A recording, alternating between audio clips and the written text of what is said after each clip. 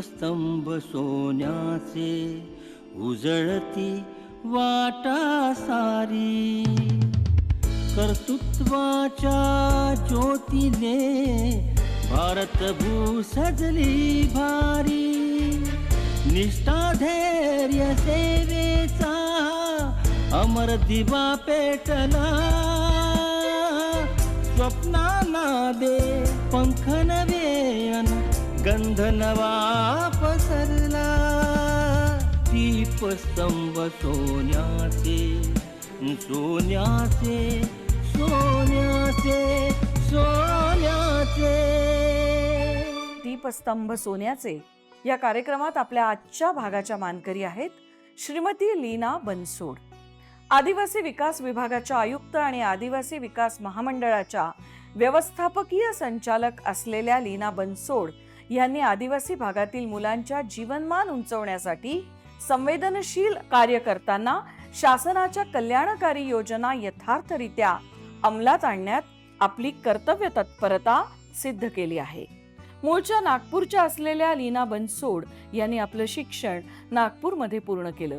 या शैक्षणिक पार्श्वभूमीनं समुदाय विकासासाठी त्यांचा दृष्टिकोन घडवण्यात आणि आदिवासी लोकसंख्येच्या तात्कालिक तसंच दीर्घकालीन गरजा पूर्ण करणारी धोरणं तयार करण्यात त्यांनी महत्त्वपूर्ण भूमिका बजावली आहे.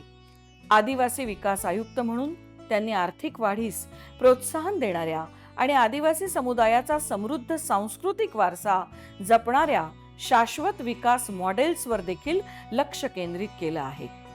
श्रीमती बनसोड यांनी उमेद या ब्रँडच्या विकासालाही चालना दिली आहे. त्यांच्या ह्या कार्याला आमचा मानाचा मुजरा. नमस्कार. दीपस्तंभ सोन्याचे या कार्यक्रमात मी डॉक्टर अरुंधती भालेराव आपल्या सगळ्यांचं मनापासून स्वागत करते. तुम्हाला कल्पना आहे, या कार्यक्रमाच्या माध्यमातून प्रशासकीय सेवेत कार्य करणाऱ्या, वेगवेगळ्या क्षेत्रात स्वतःचं वैशिष्ट्य वेगळ्या पद्धतीने दाखवणाऱ्या अनेक मान्यवर अधिकाऱ्यांशी मी संवाद साधत असते. आज सुद्धा आम्ही ज्या ठिकाणी आहे ते आहे एक अतिशय सुंदर देखणं असं कार्यालय. ते कुठलं काय ते सांगणारच आहे, परंतु मी आज गप्पा मारणार आहे आदिवासी विकास विभागाच्या आयुक्त आणि आदिवासी विकास महामंडळाच्या व्यवस्थापकीय संचालक लीना बनसोड यांच्याबरोबर मी गप्पा मारणार आहे. आणि तुम्हाला सांगते, मी त्यांच्याच कार्यालयात या ठिकाणी बसले आहे. म्हणजे मी नाशिकमध्ये आले आहे आणि माझ्या गळ्यात जे तुम्हाला दिसतंय ते सुद्धा त्यांनी प्रोत्साहित केलेल्या आदिवासी महिलांनी तयार केलेलं आहे. चला मारूया त्यांच्याशी मनमोकळ्या गप्पा, जाणून घेऊया त्यांचा सगळा प्रवास. मॅडम नमस्कार. नमस्कार आणि तुमचं खूप स्वागत माझ्या ऑफिसमध्ये. Thank you so much. आणि आम्हाला तुम्ही वेळ दिलात त्याबद्दल तुमचे पहिल्यांदाच आभार. तुमच्या ऑफिसमध्ये प्रवेश करताना आजूबाजूचं सगळं वातावरण हे कार्यालयातलं न वाटता एखाद्या म्युझियमसारखं मला वाटत होतं. सगळीकडे आदिवासींची वेगवेगळी कला, मग चित्रकथा असू दे, वारली असू दे, आणि त्यांनी तयार केलेले तऱ्हेचे दागिने, आणि सगळं पाहिल्यानंतर मी कार्यालयात आले आहे की मी कुठल्या तरी एखाद्या स्टुडिओत आहे की मी म्युझियममध्ये आहे, हा प्रश्न मला पडला. तर मला अगदी पहिल्यांदा तुम्हाला विचारायला आवडणार आहे की भौतिकशास्त्रात तुम्ही पदवीधर आहात आणि नंतर तुम्ही प्रशासकीय सेवेकडे वळलात. आदिवासींबरोबर काम करतानाचा तुमचा हा विलक्षण अनुभव सुरुवातीला ऐकायला आवडेल. मी नागपूरची आणि नागपूरमध्ये लहानपणापासून म्हणजे वयाच्या 10व्या-11व्या वर्षापासून सामाजिक विषमतेची जाणीव व्हायला लागली. आणि असं लक्षात आलं की मला जे मिळतंय म्हणजे मध्यमवर्गीय नागपूरमध्ये म्हणजे शहरात जन्मलेली शिकलेली मुलगी, आणि त्याच्यामुळे डेप्रिवेशन काय आहे, असमता काय आहे, त्याचा स्वतः अनुभव कधी घेतलेला नाही. माझं शिक्षण अतिशय चांगल्या म्हणजे सोमलवार हायस्कूलमध्ये माझं शिक्षण झालं, त्यामुळे प्रिव्हिलेजेस काय असतात त्याची जाणीव व्हायला लागली लहानपणापासून. हा. आणि मग आपल्याला जे मिळतं आहे ते इतरांना कसं मिळवून द्यायचं ह्याच्यावर विचार सुरू झाला. आणि मग लक्षात आलं की शासकीय सेवेचा हा जो मार्ग आहे तो समजा मी निवडला तर मला सेवा करता येईल, आपल्या समाजाची सेवा करता येईल, आणि मला जे मिळालं ते इतर मुलींना कसं मिळवून देता येईल, त्यांच्या हक्कांसाठी मला काम करता येईल, या भूमिकेतनं मी प्रशासकीय सेवेचा मार्ग निवडला. पण हे करत असताना एक रॅशनल आउटलुक, सायंटिफिक टेम्पर असावा, आपल्याला म्हणूनच वैज्ञानिक दृष्टिकोन असणं आवश्यक आहे, हे मला लहानपणापासून लक्षात येत होतं. आणि मुळात विज्ञानाकडे कल होता. म्हणजे विज्ञान आणि कला ह्या दोन्ही गोष्टी मला देवानी दिल्या आपसूक असं म्हणता येईल. त्याच्यामुळे मग अ, वैज्ञानिक दृष्टिकोन आपला निर्माण व्हावा, आपल्यामध्ये डेव्हलप व्हावा, याकरता मग मी मास्टर्स केलं फिजिक्समध्ये आणि मग प्रशासकीय सेवेच्या माध्यमातून मी सरकारी नोकरीत आले. विज्ञान आणि कला याचा सुंदर संगम साधत तुम्ही वारली पेंटिंग, चित्रकथी याच्या माध्यमातून आदिवासींना खूप वेगळ्या पद्धतीचा मार्ग दाखवलाय. हो. याकडे मी येणारच आहे. परंतु तुम्ही फिजिक्समध्ये जे काही शिकलात त्याचा उपयोग प्रशासनामध्ये किंवा आत्ता तुम्ही जे काम करताय त्यामध्ये कशा पद्धतीने तुम्ही करून घेताय? जसं मी म्हटलं, की एक रॅशनल माइंडसेट, हम्म. ॲनालिटिक्स करता येणं, डेटा त्याच्यावरनं डिसिजन्स घेणं, ज्याला आता डिसिजन सपोर्ट सिस्टीम म्हणतात. तर हे आम्हाला त्यावेळीच मॅथमॅटिक्स आणि फिजिक्समुळे आमचा तो दृष्टिकोन त्या वेळातच निर्माण झाला होता. आणि त्याचा निश्चितपणे फायदा मला माझ्या प्रशासकीय सेवेमध्ये झाला. दुसरं हे लक्षात येतं, की म्हणजे आता आदिवासी भागांमध्ये मी काम करते, तर हा वैज्ञानिक दृष्टिकोन आपल्या आदिवासी बांधवांमध्ये उपजत आहे. आपले आदिवासी बांधव हे उत्तम सायंटिस्ट आहेत. आपले आदिवासी बांधव हे उत्तम मेटलर्जिस्ट आहेत. इथे तुम्हाला हे जे आर्टिफॅक्ट्स दिसतायत ना, हे भामरागडमधनं तयार झालेले आहेत आणि आमच्या आदिवासी बंधू भगिनींनी केलेले आहेत. आणि हे मेटलर्जी आहे आणि ही कला त्यांना शतकानुशतकं, पिढ्यानुपिढ्या माहिती होती. त्याच्यामुळे ते केमिस्ट आहेत, ते मेटलर्जिस्ट आहेत, त्यांना वनस्पतींची उत्तम जाणीव आहे. बांबूपासनं विविध कला, म्हणजे त्यांना बांबूची इलॅस्टिसिटी कशी वापरायची आणि त्याच्यापासून वस्तू कशा तयार करायच्या ह्याचं ज्ञान आहे. इतकंच काय, तर त्यांनी ते मद्य बनवतात, जे डिस्टिलेशन जी प्रोसेस आहे, जी केमिस्ट्री पूर्णतः केमिस्ट्री आहे डिस्टिलेशन म्हणजे, आणि ते आदिवासी बांधव अतिशय उत्तम पद्धतीने करतायत. तर त्याच्यामुळे मला हे सगळं किती समृद्ध आहे हे मला माझा स्वतःचा वैज्ञानिक दृष्टिकोन असल्यामुळे हे अधिक चांगल्या पद्धतीने जाणवत गेलं आणि त्याचा मला खूप फायदा झाला. लँग्वेज इज नॉट बॅरियर असं आपण नेहमी म्हणतो. हो. परंतु आदिवासींबरोबर तुम्हाला नेमकं त्यांच्याकडनं त्यांच्या असलेल्या कलांचा वापर करून काय काढून घ्यायचंय हे सांगताना तुम्ही त्यांच्याशी संवाद कसा साधता?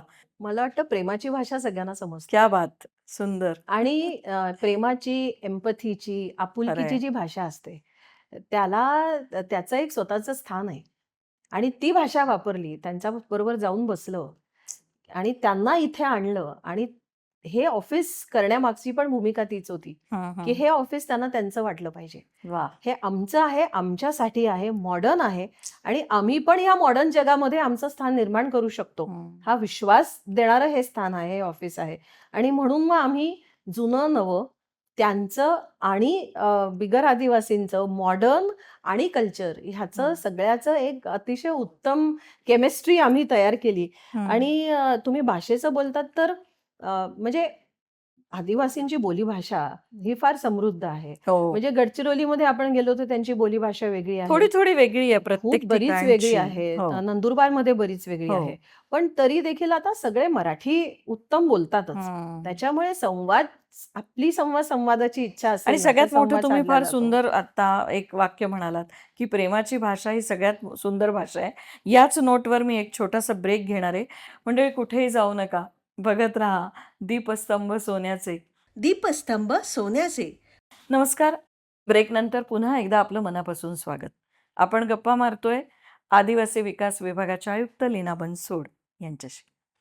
मंडळी, माझ्या समोर इथे या ठिकाणी तुम्हाला वेगवेगळ्या खूप सुंदर अशा वस्तू दिसत असतील. त्याच्यामध्ये खूप काय काय आहे, ते नक्की काय आहे, त्याच्या मागची संकल्पना हे आपण मॅडमकडनं समजून घेणार आहोत. परंतु शबरी नॅचरल ब्रँड हा तुम्ही अस्तित्वात आणला आणि त्याच्या माध्यमातून या गोष्टींचं ब्रँडिंग केलं, ते आम्हाला ऐकायला आवडेल. शबरी कॉर्पोरेशन आणि आदिवासी विकास म्हणजे ट्रायबल डेव्हलपमेंट कॉर्पोरेशन, आदिवासी विकास महामंडळ, ह्याची मी व्यवस्थापकीय संचालक म्हणून 3 वर्ष काम करते आहे. आणि ह्यामध्ये आदिवासी समुदायांची आर्थिक उन्नती ह्याकरता हे महामंडळ कार्यरत आहे.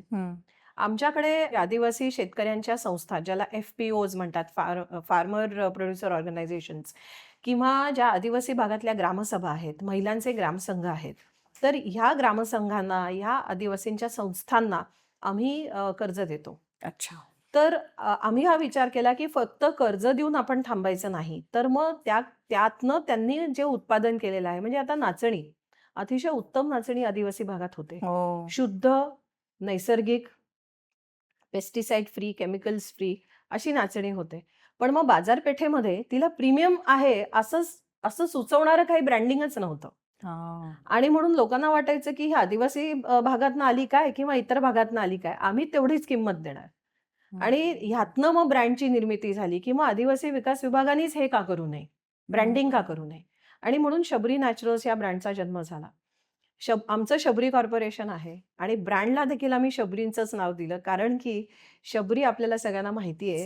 म्हणजे मी नेहमी म्हणते अगदी. की शबरी ह्यांनी उष्टी बोरं प्रभू श्री रामचंद्रांना अर्पण केली. तर हं. त्या आपल्याला माहिती असलेल्या सर्वात प्रथम क्वालिटी मॅनेजर आहेत, खरंय. की त्यांनी उत्तम बोरं किंवा उत्तम प्रॉडक्ट्सच भगवानांना द्यावी. तर त्याच धर्तीवरती आमची उत्तम शुद्ध सात्विक प्रॉडक्ट्सच आम्ही लोकांपर्यंत आणणार. ह्या लोकांनी स्वहस्ते बनवलेली आहे, सगळे हँडमेड हँडक्राफ्टेड प्रॉडक्ट्स आहेत.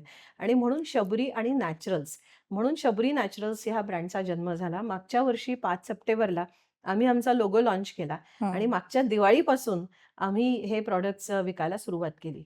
तर आदिवासी भागांमध्ये बांबू आहे आणि म्हणून बांबूपासून हे फेरी लाईट्स आहेत.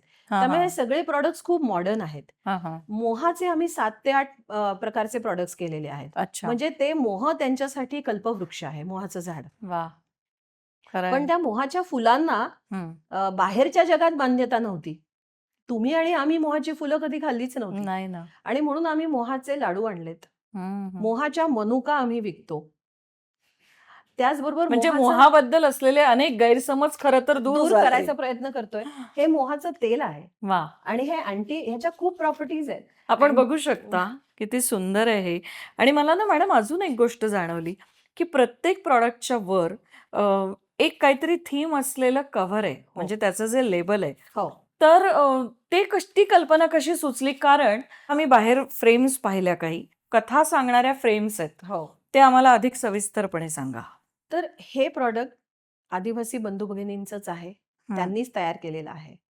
आणि म्हणून त्याची विक्री आणि त्याचं लेबल देखील त्यांनीच डिझाईन करावं, या भूमिकेतनं आम्ही ह्या सगळ्या प्रोजेक्टकडे बघितलं की अंतर्बाह्य आदिवासी संस्कृतीचं दर्शन घडावं आणि हे प्रीमियम आहे, हे उत्तम आहे, याची प्रचिती या सगळ्या प्रॉडक्ट्सवरनं यावी अंतर्बाह्य. म्हणून आम्ही हा प्रोजेक्ट केला. त्याच्यात आम्ही 3 प्रकारचे पेंटिंग्स वापरले, जे महाराष्ट्रातल्या आदिवासी कलाकृती आहेत. त्याच्यामध्ये आपल्याला सगळ्यांना वारली पेंटिंग्स माहिती आहेत. अगदी. तर वारली पेंटिंगचा वापर आम्ही केला. त्याच्यानंतर आम्ही गोंडी पेंटिंग, म्हणजे विदर्भामध्ये गोंडी पेंटिंग आहेत, तर गोंडी आहे आणि सिंधुदुर्गमधनं चित्रकथी, हे 3 प्रकारचे पेंटिंग्स आहेत. म्हणजे मी थोडक्यात सांगते. आता हे आमचं मध आहे. हो. हे मुळात तुळशीचं मध आहे. अच्छा. म्हणजे त्याच्यातही प्रकार आहेत का मग? हो. तर तुळशीच्या बनामध्ये आमच्या पेट्या ठेवलेल्या आहेत आणि त्याच्यापासनं त्या अर्कातनं तो अर्क ह्या मधामध्ये खूप नॅचरल आहे, खरा हे essence नॅचरल आहे. आहे. आणि म्हणून आपण बघाल तर ही स्टोरीच आहे छोटीशी. आणि चित्रकथी पेंटिंग हे आमच्या आदिवासी आर्टिस्टनीच बनवलेले पेंटिंग्स आहेत. आणि मग हे पेंटिंग्स आम्ही लेबलवरती कन्व्हर्ट केले. मग हे चित्रकथी आहे. त्याच्यानंतर हे जे आहे हे गोंडी आहे. तर हे मोहाचं झाड त्यांनी त्यांच्या गोंडी पद्धतीने डेपिक्ट केलेलं आहे, ज्याला ते कल्पवृक्ष मानतात. काय कल्पना आहे जी सुंदर. गोंडी आर्टमध्ये किंवा आदिवासींच्या कुठल्याही पेंटिंग्समध्ये, कलाकृतीमध्ये निसर्ग, मनुष्य, निसर्ग म्हणजे जीव, जंतू, पशु, पक्षी, मानव, ह्याच्यातला जो वननेस आहे तो ह्या सगळ्या त्यांच्या लाईफस्टाईलचा भाग आहे, तो फार त्यांच्या इंटरेस्टिंग आहे जीवनशैलीचा भाग ही आहे. चर्चा, कारण की हे सगळं खूप अद्भुत आहे, दैवी आहे. मी पुन्हा येणार आहे याच्याकडे. आपण घेतो एक छोटासा ब्रेक. मंडळी, कुठेही जाऊ नका, बघत राहा दीपस्तंभ सोन्याचे. दीपस्तंभ सोन्याचे.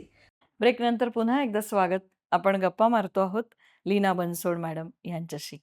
मॅडम, फार इंटरेस्टिंग आहे सगळं. आणि मुख्य म्हणजे त्यांच्याकडे किती वेगवेगळ्या कला आहेत ज्याला तुम्ही प्लॅटफॉर्म देताय. उमेद हाही असाच एक मला वाटतं प्रकार आहे. उमेद काय आहे नक्की?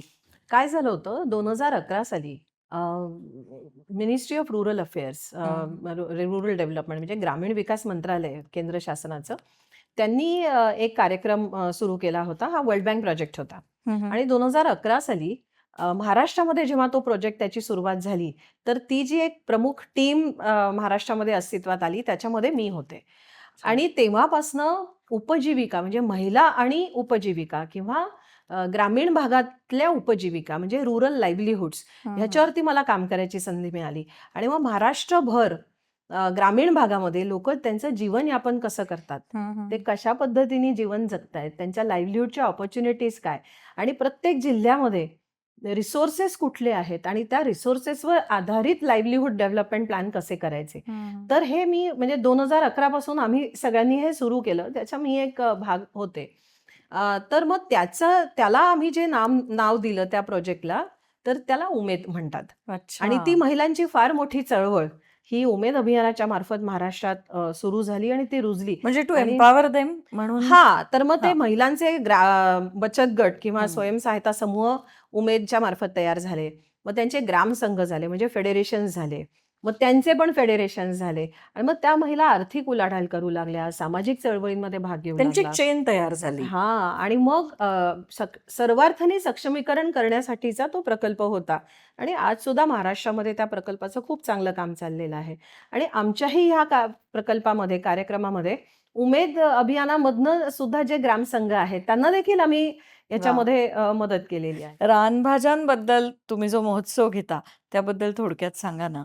त्याची सुरुवात 2021-22 मध्ये मी नाशिक जिल्हा परिषदची मुख्य कार्यकारी अधिकारी असताना झाली होती. अच्छा.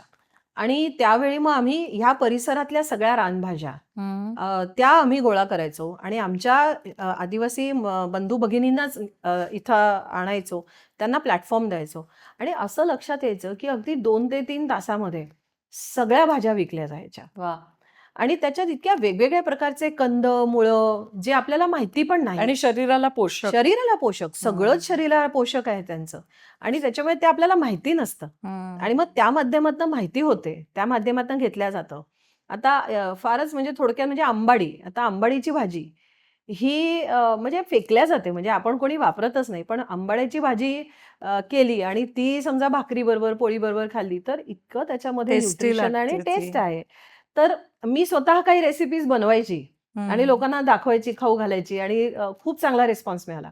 आणि मग नंतर आता आदिवासी आयुक्त म्हणून काम करत असताना ही संकल्पना पूर्ण महाराष्ट्रामध्ये आम्ही नेली. आणि महाराष्ट्रातल्या सगळ्या जिल्ह्यांमध्ये ह्या वर्षी मोठ्या प्रमाणामध्ये रानभाजी महोत्सव सुरू झालेला आहे. अच्छा. आणि मग त्याचं तेच आहे की आदिवासी भागातले प्रॉडक्ट्स ते बिगर आदिवासी भागात यावे आणि ते प्रीमियम मध्ये विकल्या जावे. म्हणजे आता शबरी नॅचरल्स हा जो ब्रँड आहे अतिशय प्रीमियम आहे. म्हणजे आमच्याकडे आमचं धूप कांडी देखील त्यांनी बनवलेली आहे, उदबत्त्या देखील बनवलेल्या आहेत, साबण आणि मला असं मॉइश्चरायझर वाटतं- पण बनवलेला मला आहे. असं वाटतं इतर वस्तूंपेक्षा कदाचित 10 रुपये भाव जास्त असेल, Yes. पण जे आहे ते प्युअर आहे, ते नॅचरल प्युअर आहे आहे आणि म्हणून ऑथेंटिक त्याला- आहे. आणि ऑथेंटिक आहे, हँडमेड आहे. अगदी मुलाखतीच्या अंतिम टप्प्याकडे आपण आहोत.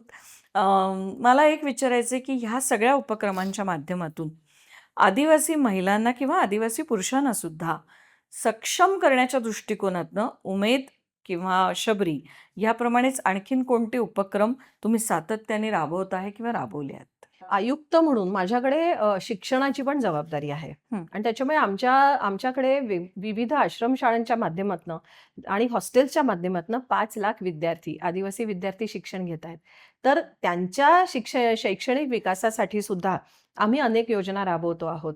इतक्यातच आम्ही आमच्या 4 शाळा या 100% IIT JEE नीटच्या प्रशिक्षणाकरता कन्व्हर्ट केल्या. त्यामुळे आम्ही एक चांगली एजन्सी जी ह्याच्यामध्ये फार चांगलं नाव आहे त्यांचं अशा प्रकारच्या प्रशिक्षणांमध्ये, त्यांना आम्ही ऑनबोर्ड घेतलं. आणि आमच्या 4 शाळा 100% संपूर्ण महाराष्ट्रातनं आम्ही रिटर्न टेस्ट घेऊन त्या विद्यार्थ्यांना आता त्या शाळांमध्ये ॲडमिशन्स दिलेली आहे. आणि पुढच्या 1.5 वर्षामध्ये त्याचे खूप चांगले रिझल्ट्स आपल्याला मिळतील.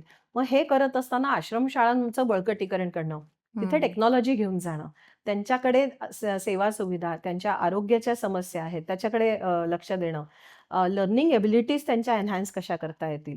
कारण की घरामध्ये एक व्यक्ती चांगली शिकली तर घराचं पूर्ण प्रोफाईल बदलून जातं. हे मी स्वतः अनुभवलेलं आहे. मला माझ्या आईवडिलांनी शिक्षण दिलं नसतं, शिकवलं नसतं तर कदाचित आज मी इथपर्यंत आली नसते. मला वाटतं तुम्ही त्यांच्यासाठी नुसत्या मार्गदर्शक, दिव्यादर्शक नाही आहात, तर तुम्ही त्यांच्या माता आहात, तुम्ही त्यांच्या पिता आहात, त्यांच्या गॉडफादर आहात, आणि तुम्ही तुमच्या ह्या पदाचा उपयोग त्यांच्या उन्नतीसाठी अतिशय छान पद्धतीने करत आहात.